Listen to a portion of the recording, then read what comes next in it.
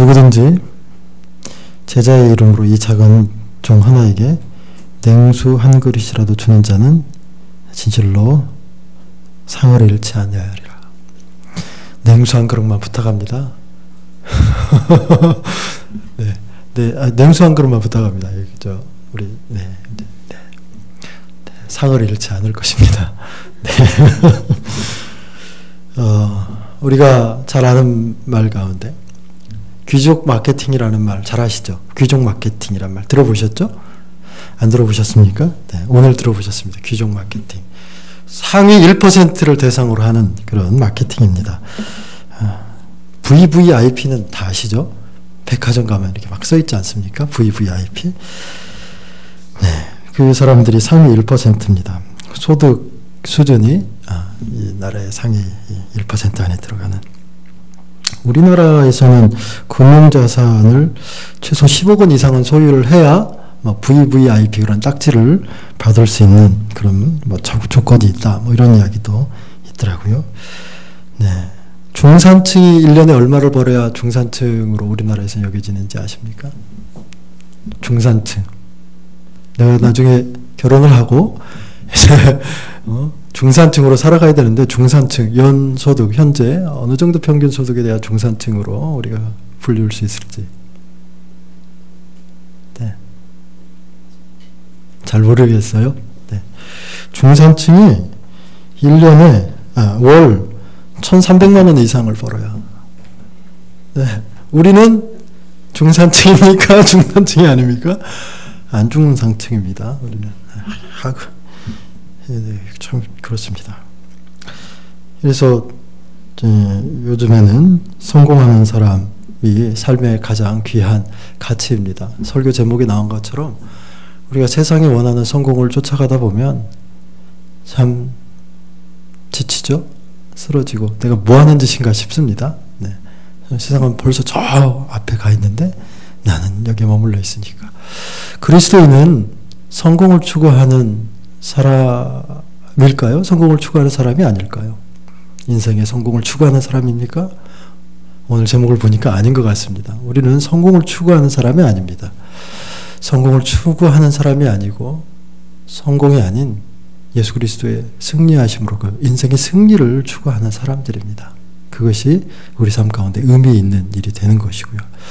성공을 추구하다 보면 나보다 잘난 사람 많기 때문에 나보다 더 많은 것 소유하고 그것으로 인해서 떵떵거리고 사는 사람 많기 때문에 이렇게 무너질 수밖에 없습니다. 그러나 성공이 아닌 예수 그리스도의 그 승리하심을 우리가 인생 가운데 추구한다면 작은 것에서라도 방금 갖다 주신 예쁜 컵에다 가져주신 이 작은 이 섬김에도 의미가 부여되고 그 의미로 인하여서 내 삶이 끊임없이 감사가 있고 기쁨이 있고 찬송이 있는 것이겠죠.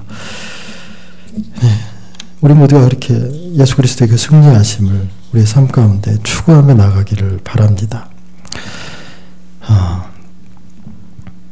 영어로 exclusive 단어의 뜻이 제한적이다 이런 말인데 우리나라 그 차 뒤에 이런 글씨 많이 불러 있습니다. 이렇게 써 있죠.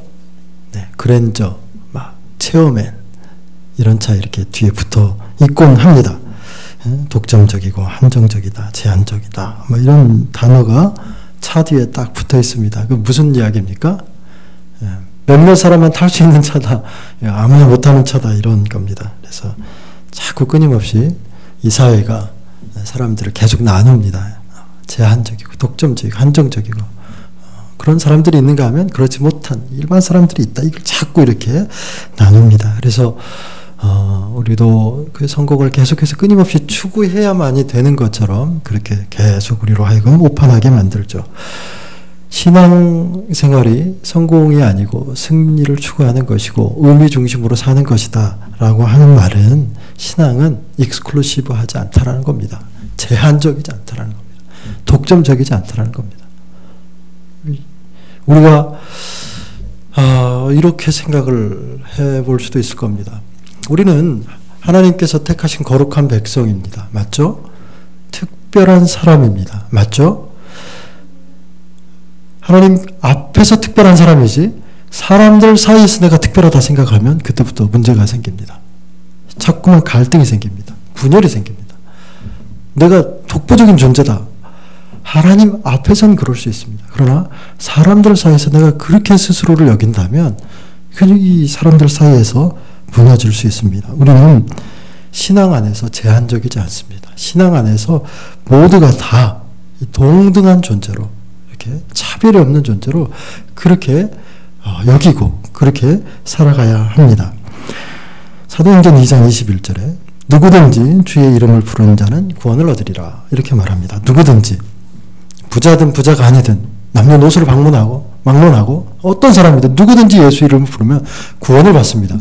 구원을 받는 자에게 있어서 어떤 제한이 다르게 정해져 있는 게 아닙니다. 예수를 믿는 자에게 정해져 있는 겁니다.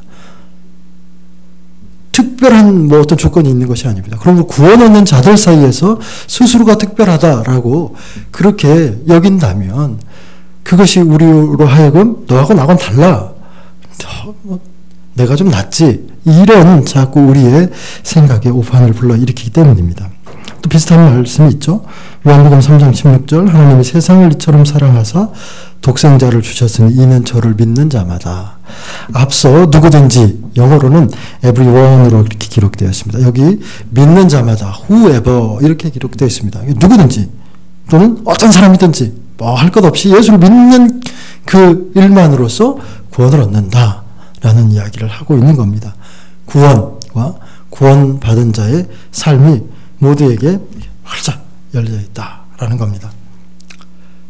인간의 삶이 성공하는 사람을 소수로 제한하지만 인간에게 찾아온 구원의 그 역사, 그 승리의 역사는 제한하지 않습니다. 하나님께서 예수 그리스도를 고백하는, 받아들이는, 수용하는 그 모든 사람에게 구원의 길을 열어놓으십니다. 그러니까 우리가 그 구원의 은혜를 입은 사람으로서 우리 스스로가 하나님 앞에서 참 특별한 사람이고 참 감사한 일이고 그 은혜의 일이고 이렇게 날마다 고백하며 나아가야 되지만 그 고백으로 사람들 사이에서 내가 다르다. 차이가 있다. 이렇게 여기는 것은 좀 문제가 있다라고 저는 생각합니다. 이 하프타임이라는 책을 오래전에 본 적이 있습니다. 밥 버포워드라는 사람이 썼는데요. 이 사람이 되게 성공한 사람이었습니다. 40대 중반에 어떤 한 일을 겪게 되고 그 일 때문에 인생에 이렇게 정복되는, 변화되는 그런 사건을 기록한 책인데요. 이 사람이 아들을 낳았는데 아들이 좀 똑똑했어요. 그래서 대학을 졸업하고 유명한 투자 금융기관에 취직을 합니다. 그래서 1년 만에 연봉을 3배로 올리는 연봉킹이 됩니다. 나이가 24살에 불과했는데 미국 사람이었는데 그가 어느 해 죽어서 아버지에게 돌아옵니다. 어떤 사건 때문에. 아버지가 참 충격적인 사건을 겪습니다. 이 밥 버포워드라는 사람이. 근데 그 해에 사랑하는 아들이 죽은 그 해에 똑똑하고 좀 이렇게 출세의 길을 탁 시작한 아들이 죽은 그 해에 자신의 가장 친한 친구가 그 4명이 비행기 사고로 죽는 일도 경험을 합니다. 한 해에 지금 경험하는 겁니다. 그리고 그 해에 자신이 사업하던 그 사업에 어떤 프로젝트를 준비하고 있었는데 그것이 주식시장의 영향을 받아서 그 프로젝트도 이게 날아가 버립니다. 사업도 이렇게 딱 가라앉게 됩니다. 1년 안에 겪는 이 큰 사건들을 경험하면서 내가 뭐 하는 것인가? 내가 지금 옳게 가고 있나? 내가 더 많은 것, 더 빠른 것, 더 좋은 것만을 추구했는데 그래서 그렇게 지금껏 사람들도 그렇게 여기고 나 스스로도 여기고 그렇게 살아왔는데 이것이 과연 옳은가? 이렇게 스스로를 돌아봤다고 합니다. 그리고 그의 이런 그 충격적인 사건이 계기가 되어서 인생의 방향이 되었다라고 그렇게 고백합니다. 예수 그리스도를 통하여서. 이게 내 삶의 이게 의미가 여기에 있지 않는 것이구나. 이 한순간 날아가는 내 것이라 여겼던 이것들이 이게 결코 내 것이 아니었던 것이구나. 그래서 예수 그리스도를 통해서 이렇게 방향이 손해되는 그런 경험을 써놓은 책입니다. 우리 신앙생활 하는 분들에게도 이런 어떤 삶의 어떤 극단적인 변화를 겪은 사람들이 종종 있습니다. 그냥 평안하게 신앙생활을 하시는 분이 있는가 하면 극단적인 삶의 경험이 있는 분들이 있습니다. 그래서 인생이 확연히 달라지는 분들이 있죠. 여러분 어떻습니까? 내가 예수 만나고 예수를 믿고 난 이후에 내 삶에 이런 극단적인 변화, 혁명적인 변화는 아니더라도 지속적이며 끊임없는 조금씩의 끊임없는 변화들이 내 삶 가운데 오늘도 일어나고 있음을 여러분 경험합니까? 내 삶의 방향이 내가 극단적으로 확 달라지진 않지만 예수를 만나서 예수 안에서 하나님 주신 그 지혜로 내 삶의 변화가 조금씩 더디지만 멈추지 않고 끊임없이 지속적으로 이루어지고 있는 경험이 여러분 지금 있습니까? 우리에게는 그 경험이 오늘도 있습니다. 오늘도 있습니다. 하나님 우리 안에서 역사하시기 때문에 오늘도 있습니다. 인식하셔야 됩니다. 내 안에 변화를 끊임없이 추구하고 내가 끊임없이 주님을 향하여서 나아가는 그런 삶으로 인생의 가치가 새롭게 매일같이 인식되고 열려지는 그런 삶으로 변화가 끊임없이 그렇게 있음을 믿고 그렇게 하나님께 맡기고 우리의 삶을 변화시켜 나가야 되는 겁니다. 성공적으로 살지 말고 승리를 추구하고 의미를 추구하며 살라라는 건 뭡니까? 그것은 큰 것뿐만 아니라 작은 것에서도 의미를 찾으라고 하는 겁니다. 큰 사람뿐만 아니라 작은 사람에게서 의미를 찾으라고 하는 겁니다. 큰 사람이 하는 말, 하는 이야기보다 작은 사람이 하는 일, 작은 사람이 하는 말에서도 의미를 찾으라고 하는 겁니다.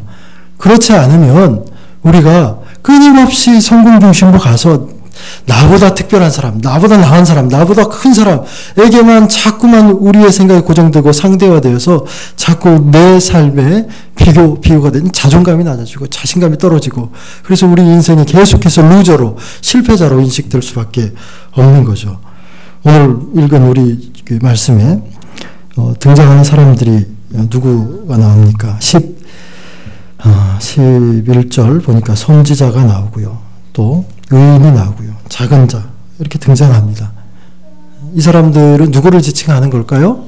예수님의 제자를 지칭하는 사람들입니다. 작은 자. 이 사람들이 대부분 예수님의 제자들이 어떤 사람들이었습니까? 갈릴리에서 어업하는 사람이었습니다. 소규모로 어업을 하는 사람들이었습니다. 세상 사람들이 결코 이렇게 딱 저 사람을 보라. 주목하지는 않는 사람들이었습니다. 성공과는 그리 이렇게 멀지 않은 사람들이었는데 우리 주님께서 그들을 이렇게 주목해서 봤습니다. 그 작은 자에 불과한 사람들. 그리고 주님께서 그들에게 가치를 부여합니다. 그들의 삶에, 그들의 인생에. 그래서 그 사람들이 예수 안에서 새로운 인생으로 변화되게 되죠. 예수님의 이 시각이 오늘 우리의 시각으로 이렇게 들어와야 됩니다. 시각으로. 어떤 사람을 대할 때 나보다 못한 사람, 나보다 좀 약한 사람, 이 사람들을 별것 없는 사람으로 바라보는 것이 아니고 그들에게 있는 가치가 무엇인가, 그들이 존재하는 이유가 무엇인가, 그들이 오늘 이뤄갈 하나님의 그 역사는 또 무엇인가 기대하는 마음으로 가치를 두고 바라봐야 됩니다. 그렇지 않으면 끊임없이 이 성공에 대한 강박관념 때문에 상대를 무시하고 함부로 하고 홀대하게 됩니다. 여러분 그게 우리 인간의 누구나 타고난 악한 본성의 모습입니다. 내가 예수 그리스도의 그 시각을 주님께서 제자들을 바라봤던 그 시각을 오늘도 견제하지 않으면 내가 내가 좀 착한 마음이 있으니까 이렇게 살아간다면 나보다 연약한 지체들을 바라볼 때 겉으로 표현되지는 않을지라도 아래서부터 끊임없이 사람을 차별하고 함부로 하고 홀대하는 그러한 모습으로 그렇게 살아갑니다. 예수님은 하나님을 영접하는, 자신을 영접하는 그 사람을 누구든지 다 구원의 그 은혜 가운데 동일하게 세우십니다. 우리가 할 수 있는 일이 무엇이 있기에 사람을 차별하고 사람을 함부로 할 수 있겠습니까? 여러분, 어제 장 목사님 말씀하셨죠. 장 목사님께서 우리 뒤에 하나님이 숨으실 때 얼마나 힘이 들겠는가. 등 뒤에 하나님이 계십니다. 작은 사람, 보잘것없는 그 사람 뒤에도 누가 있습니까? 하나님 계십니다. 그 등 뒤에 숨어 계시는 하나님을 우리가 인식을 하고 그 하나님이 존재하심을 그렇게 확신하고 그 하나님을 바라본다면 그걸 함부로 할 수 있겠습니까? 그냥 소홀히 할 수 있겠습니까? 그 등 뒤에 하나님이 붙들고 계시고 하나님 함께하고 계시는데 그럴 수 없는 겁니다. 여기 모든 우리 성도님들 다 등 뒤에 하나님이 계십니다. 하나님이 이렇게 품고 계시고 하나님이 이렇게 힘을 주고 붙들고 계십니다.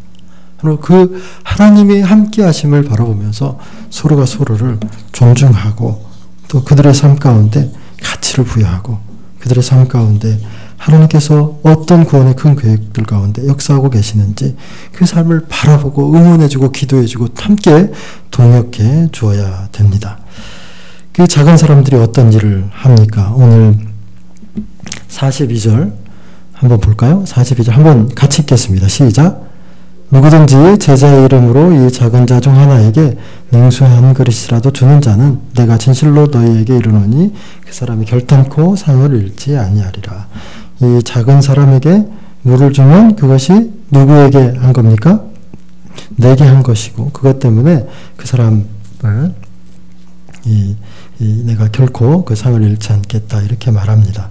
작은 사람의 가치를 놓치지 말아야 되고 또 작은 사람들이 하는 아주 작은 일의 가치도 놓치지 말아야 한다는 사실을 이야기하고 있습니다. 아주 작은 것, 사람들이 눈여겨보지 않는 것들, 냉수 한 그릇 방금 떠다준 이 작은 일, 이 일에도 우리가 가치를 부여해야 된다라는 이야기를 하고 있습니다. 성공을 추구하는 사람들은 이런 거 아무것도 이렇게 눈에 띄지 않는 작은 일 거의 신경 쓰지 않습니다.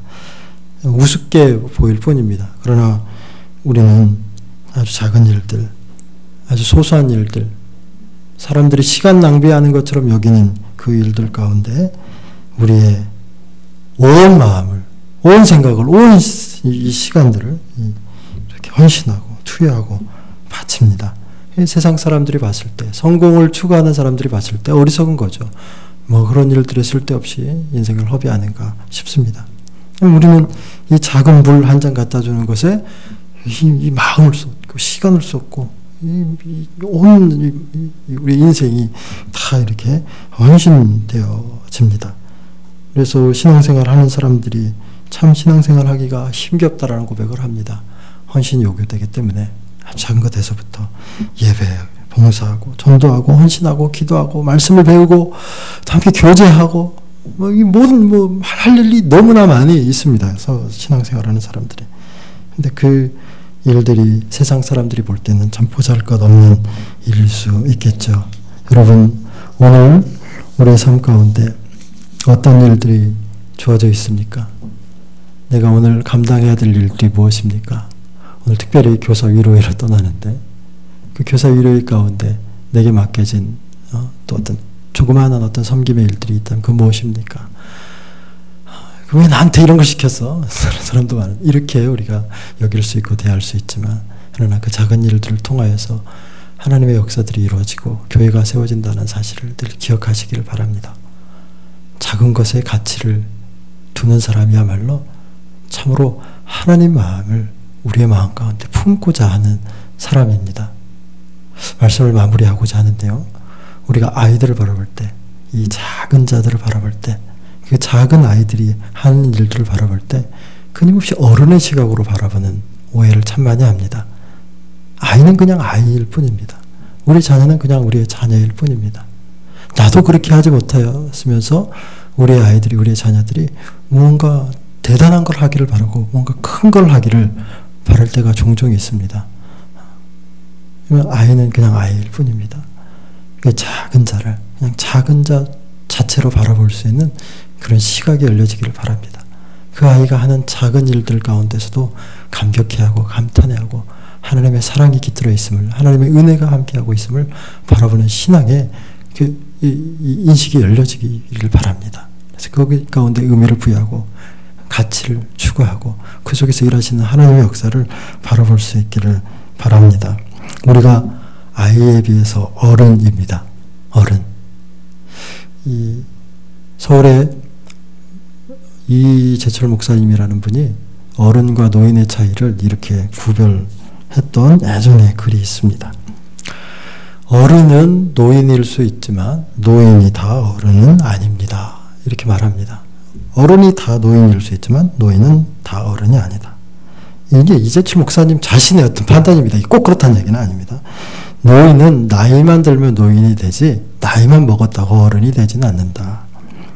노인은 자기만 아는 사람이고 어른은 나이가 들수록 남을 배려할 수 있는 사람이다. 이해할 수 있고 포용할 수 있는 사람이다. 후덕함을 가진 그런 사람이다. 이렇게 말합니다. 그래서 그냥 노인은 젊은이들의 짐이 되고 어른은 존경의 대상이 된다. 뭐 이런 이야기를 합니다. 꼭 맞는 얘기는 아니지만 여러분 그런 의미에서 우리는 아이들에 비해서 어른입니까? 노인입니까? 우리는 어른으로 살아가야 됩니다. 어른.